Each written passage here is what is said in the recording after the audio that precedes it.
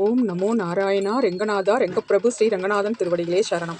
நம்ம இப்போது ஆண்டாள் யானையை சேவிக்க போகிறோம். பெருமாளை சேவிச்சுட்டு வெளியில் வந்து ஆண்டாள் யானைக்கிட்ட ஆசீர்வாதம் வாங்க போகிறோம். அப்போது ஆண்டாளை பற்றி கொஞ்சமாவது நம்ம தெரிஞ்சுக்கணும் இல்லையா? அதனால் எனக்கு தெரிஞ்சதை உங்களுக்கு சொல்கிறேன். நம்ம ஆண்டாள் யானை வந்து டாப் சில்க் ஃபாரஸ்ட்டில் வந்து 1978 பிறந்துச்சான். அங்கேருந்து கோயம்புத்தூரில் ராமகிருஷ்ணா ஸ்டீல் அப்படின்னு ஒரு பெரிய கம்பெனியில் அதை வச்சுருந்தாங்களாம். இந்த யானைக்கு ஆரம்பத்தில் பிரியா அப்படின்னு தான் பேராம். இந்த ராமகிருஷ்ணா நிறுவனத்தோட அம்மா வேலுமணி அம்மானு பேர். அவங்க தான் ஆண்டாள் அப்படின்னு நம்ம ஆண்டாளுக்கு பேர் வச்சு ரொம்ப செல்ல குழந்தையாக பார்த்துக்கிட்டாங்களாம். அவங்க வந்து ஒரு 3 வருஷம் பார்த்துக்கிட்டாங்களாம். அதுக்கப்புறம் அவங்க இறந்துட்டாங்க. அவங்க இறந்ததுனால அவங்களால பார்த்துக்க முடியலையாம். உடனே என்னாச்சா, அதை காரமட ரெங்கநாதர் கோயிலுக்கு கொடுத்துட்டாங்களாம். அப்போ அந்த சமயத்தில் ஸ்ரீரங்கம் கோயிலில் ஒரு ஆண் யானை இருந்துதான். அதுக்கு பேர் வந்து கோபாலன்னு பேர். அதுவும் இந்த டாப் சில்ப்ங்கிற ஃபாரஸ்ட்லேருந்து கூட்டிகிட்டு வந்தது தானா. அது வந்து கோயில் கைங்கரியத்துக்கு சரியாகவே ஒத்து வர மாட்டேன்ருச்சான். ஏன் காரணம் என்னன்னு கேட்டிங்கன்னா, ஒரு யானையை வந்து ஒரே பாகன் வச்சுருந்தா தான் அது ஒழுங்காக இருக்கும். இந்த யானையோட நேரம் பார்த்திங்கன்னா ஒரு 10 பேருக்கு மேலே மாற்றி மாற்றி யானை பாகன்கள் ஒருத்தராக வந்ததுனால சரியான யானை பாகன் அதுக்கு அமையவே இல்லை. அந்த சமயத்தில் ஒருத்தர் யானை பாகனாக வந்திருக்காரு. அவர் பேர் கருணாகரன்னு பேர். அவரும் எவ்வளவோ ட்ரை பண்ணியிருக்காரு. இந்த யானை ஒன்றும் ஒத்து வர மாட்டேங்குது அப்படின்னு பேசும்போது ஏற்றின திருமஞ்சன குடத்தை கீழே இறக்கவே விடாமல் ரொம்ப அடம் பண்ணுமோ, சொன்ன பேச்சே சரியாக கேட்காதான்.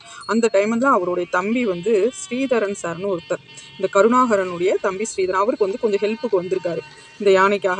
இப்படி அவர் கொஞ்சம் ஹெல்ப்புக்கு இருந்து அப்படியே பண்ணிகிட்டு இருக்கும்போது எல்லாரும் சொன்னாங்களாம், வேண்டாம் இனி இந்த யானை வேணாம், புதுசாக வேறு யானையை வந்து கூட்டிகிட்டு வரலாம் அப்படின்னு எல்லாரும் பேச்சு அடிபட்டுச்சான். உடனே இவர் சொல்லியிருக்காரு, அந்த சமயத்தில் வந்து இந்த காரமட ரங்கநாதர் கோயிலில் இருந்த யானையை வந்து ஃபாரஸ்ட்டுக்கே ரிட்டன் அனுப்பலாம் அப்படின்னு சொல்லி கடிதம் கொடுத்துருந்தாங்களாம். அது இவருக்கு தெரிஞ்சு உடனே என்ன பண்ணாரா, யாருன்னா ஸ்ரீதர் சாரை பற்றி பேசுகிறேன் நான். அந்த ஸ்ரீதர் சார் என்ன பண்ணாரா, பார்த்தசாரதி ஐயங்கார்னு ஒருத்தர் வந்து ஃபாரஸ்ட் டிபார்ட்மெண்ட்டில் வேலை பார்த்துருக்காரு.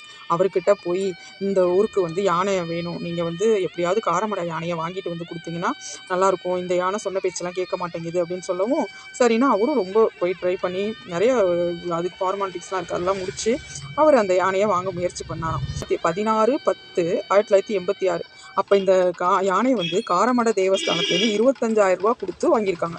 அது யார் பண்ணதுன்னு பார்த்தீங்கன்னா, அண்ணாமலை அப்படிங்கிற ஒரு ஃபேமிலி தான் இந்த யானையை வாங்கி கொடுத்துருக்காங்க.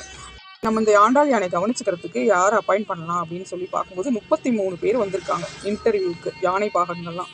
அதில் வந்து நம்ம ஸ்ரீதரன் சார் தான் செலக்ட் ஆகியிருக்காரு. ஏன்னா இவருக்கு யாரோ சில பேர் ரெக்கமெண்டேஷனும் பண்ணியிருக்காங்க. ஆனால் அதை அவரே தான் சொல்லுவார். நம்ம இந்த ஸ்ரீதரன் சாரை பற்றி நம்ம சொல்லணுன்னா, நான் வந்து ரொம்ப நேர்மையானவர்னு நான் சொல்லுவேன். ஏன்னா நான் பார்த்துருக்கேன் அவரை. ஸ்ட்ரைட் ஃபார்வர்டு, டக்குன்னு கோவம் வரும் அவருக்கு. ஆனால் ரொம்ப நேர்மையானவர், ரொம்ப ஆச்சாரமானவர்.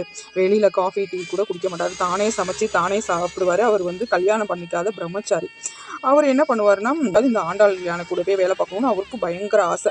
அதனால் அவருக்கும் அந்த வேலை அமைஞ்சுது. இதில் ரொம்ப முக்கியமான ஆச்சரியம் என்னன்னு பார்த்தீங்கன்னா, உண்மையான ஆண்டாள் யானையோட அப்பா பேரும் ஸ்ரீதரன் தானா.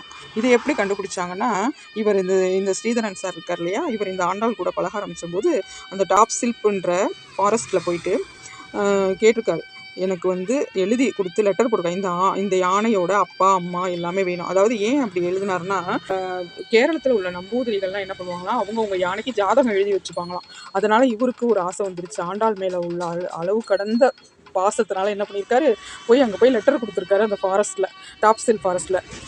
எனக்கு எப்படியாவது இந்த யானையோட அப்பா அம்மா பேர் தெரியணும்னு.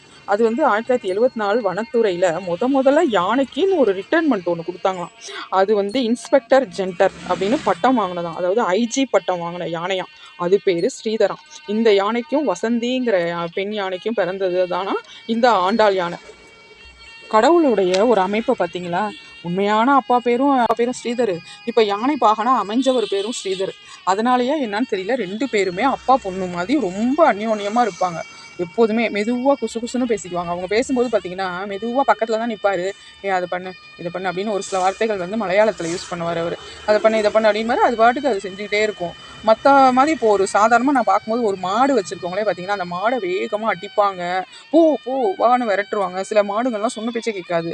ஆனால் இது ஒரு யானையாக இருந்துக்கிட்டு அவர் என்ன சொல்கிறாருங்கிறத வந்து புரிஞ்சுக்கும். அதே மாதிரி யானை என்ன சொல்லுதுங்கிறத இவர் புரிஞ்சுக்குவார். இவர் வந்து இவரே சொல்லுவார், நான் வந்து ஆண்டாளை பார்க்குறத விட ஆண்டாள் தான் என்னை அதிகமாக பார்த்துட்டே இருக்கும் அப்படிம்பார். இவர் என்ன சொல்கிறாரு ஏது சொல்கிறாரு ஏதாவது ஜாட காமிச்சாருன்னா அதை அப்படியே டக்குன்னு புரிஞ்சுக்கிட்டு பண்ணும். ரொம்ப ரொம்ப சமஸ்து குட்டினா நம்ம ஆண்டாள் யானை தான். அப்படியே நம்ம ஸ்ரீரங்கத்தில் இருக்கவங்க எல்லாருக்குமே ஆண்டாள் யானையை பிடிக்கலைன்னே சொல்லவே மாட்டாங்க. ஏன் அப்படின்னா எல்லாருக்கும் ஆண்டாள் வந்து ரொம்ப ஸ்பெஷல். இதுக்கு என்ன காரணம்னு கேட்டிங்கன்னா, இப்போ இதுக்கு முந்தியெல்லாம் சாதாரணமாக யானை வந்து ஒரு கோயிலுக்கு வருது, நம்ம ஸ்ரீரங்கம் கோயிலுக்கே வருது அப்படின்னா முன்னாலே அங்கிட்டு ஒரு அம்மா மண்டபம் சைடு ஏதாவது கட்டி வச்சுருவாங்க. கட்டி வச்சு ஒரு நல்ல நாள் பார்த்து அதை குளிப்பாட்டி அதுக்கு திருமண் காப்பெல்லாம் பண்ணி பட்டண பிரவேசம் அப்படின்னு ஒன்று கொண்டு வருவாங்களாம். ஊர் ஃபுல்லாக கொண்டு வந்து அதுக்கப்புறம் நல்ல நேரம் பார்த்து தான் கோயிலுக்குள்ளேயே அந்த யானையை கூட்டிகிட்டு வருவாங்களாம். ஆனால் இந்த ஆண்டாளை என்ன பண்ணியிருக்காங்க, 16/10/86 அன்னைக்கு காலையில் 2:30 மணிக்கு ஆண்டாள் வந்து இறங்கியிருக்காங்க. 2:30 மணிக்கு போல் வந்து இறங்கினா கொஞ்சம் நேரம் தான் ரெஸ்ட்டு. உடனே காலங்காலத்தில் 4:15 மணிக்கெல்லாம் எழுப்பி அவங்கள குளிப்பாட்டி, அந்த இடம் ஒரே இருட்டாக இருந்திருக்கு, லைட்டு கூட போடவே இல்லையா. அந்த இருட்டுக்குள்ளேயே குளிப்பாட்டி அதுக்கு திருமண் காப்பெல்லாம் போட்டு அது வந்து ஒரு கார்த்திகை மாதம் 31ஆம் தேதி வெள்ளிக்கிழமை அன்னைக்கு அது வந்துச்சான்.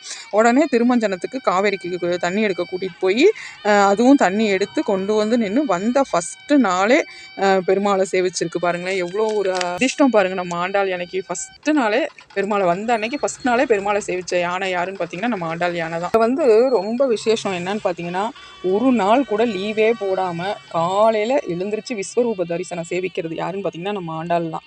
இந்த ஆண்டாள் வந்து ரொம்ப விசேஷமாக இருக்கிறதுக்கு என்ன காரணம்னு கேட்டிங்கன்னா, இந்த துலா மாதம் ஃபுல்லாகவே காவேரியிலேருந்து தங்க குடத்தில் தீர்த்தம் எடுத்துகிட்டு வர்றது தான் விசேஷம். விடிய காத்தால் ஒரு 5:30 மணிக்கெல்லாம் அங்கே காவேரியிலேருந்து கிளம்பிடுவாங்க தீர்த்தம் எடுத்துக்கிட்டு. கிளம்பி வரும்போதே பார்த்திங்கன்னா வர்ற வழியிலெல்லாம் ஒரு சந்து ஒரு தெருவுலையுமே பார்த்திங்கன்னா 100 பேர் 50 பேர் நின்று குடம் சேவிக்கிறதுக்கே வருவாங்க. மற்ற ஊரெலாம் எப்படின்னு தெரில, இந்த ஊரை பொறுத்த வரைக்கும் எல்லோரும் குடம் சேவிச்சாச்சான்னு கேட்பாங்க.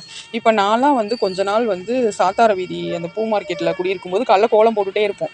சத்தம் கேட்கும், யானை வர்ற சத்தம் கேட்கும்போதே போனால் டக்குன்னு இங்கிட்டு போனோன்னா யானை கிராஸ் ஆகிடும்னு சொல்லி அடுத்த சந்து வழியாக டக்குன்னு மாணிக்கம் பிள்ளை சந்துக்குள்ளே பூந்து போய் சேவிச்சிட்டு வருவாங்க. எல்லாருமே கோலம் போட்டுட்டு இருக்க பெண்கள் எல்லாருமே பார்த்தீங்கன்னா கோலமாவை அப்படியே போட்டுட்டு ஓடி எங்கே போகிறேன்னா குடம் சேவிக்க போகிறேன்னு போய் குடம் சேவிச்சுட்டு அப்படியே ஹாப்பியாக வருவாங்க. பெருமாளே சேவிச்சிட்ட மாதிரி ஹாப்பியாக வருவாங்க. காலையில் குடம் சேவிக்கிறது வந்து இந்த ஊரில் வந்து ரொம்ப விசேஷம்.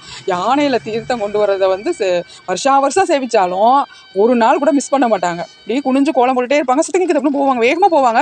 இந்த பக்கம் வந்துட்டாரே, சரி நம்ம அந்த சந்து வழியாக போய் பார்க்கலாம் அப்படின்னு இந்த சந்தை விட்டு குடுக்குன்னு ஓடி போய் அடுத்த சந்து வழியாக நின்று சேவிச்சுட்டு தான் வருவாங்க எல்லாரும். அதில் நானும் ஒரு ஆள் தான். ஏன்னா கங்கை கேட்டாங்களாம், எல்லாரும் வந்து என்கிட்ட குளிச்சு பாவத்தை கழிச்சுக்கிறாங்க, நான் என்ன பண்ணுறதுன்னா, நீ துலா மாதத்தில் 1 மாதம் காவேரியில் வந்து கலந்துட்டீங்கன்னா உன் பாவமும் கரைஞ்சி போயிடும் அப்படின்னு சொன்னாங்களாம். அதனால் இந்த துலா மாதத்தில் 1 மாதம் ஃபுல்லாகவே கங்கை வந்து காவேரியில் கலக்கிறதா ஒரு ஐதீகம். அதனால் எல்லாருமே காவேரியில் போய் குளிச்சுருவாங்க. இந்த சாதாரணமாக காவேரி வந்து கொஞ்சம் தூரத்தில் இருக்கிறதுனாலையும் கொஞ்சம் இதாக இருக்கிறதுனால என்ன பண்ணுவாங்க, காவேரி வந்து 2ஆக பிரியுது இல்லையா, இங்கிட்டு கொள்ளிடம் இங்கிட்டு காவேரின்னு. நார்மல் டேஸில் கொள்ளிடத்தில் தீர்த்தம் எடுத்துகிட்டு வருவாங்க. ஆனால் இந்த 1 மாதம் காவேரியிலேருந்து நடந்தே இந்த யானையை கூட்டிகிட்டு போய் தீர்த்தம் எடுத்துகிட்டு நடந்தே தான் வருவாங்க. ஒவ்வொரு வீதியிலையும் பார்த்திங்கன்னா அப்படியே கூட்டமாக நின்று இந்த தங்க குடத்தை சேவிக்கிறதுக்கு நிற்பாங்க. இந்த தங்க குடத்தை வந்து விஜயநகர மகாராஜா தான் பண்ணி கொடுத்தாராம். 8 கிலோ 855 கிராம் சொக்க தங்கமும் அதுலேயே எழுதியிருக்குமா.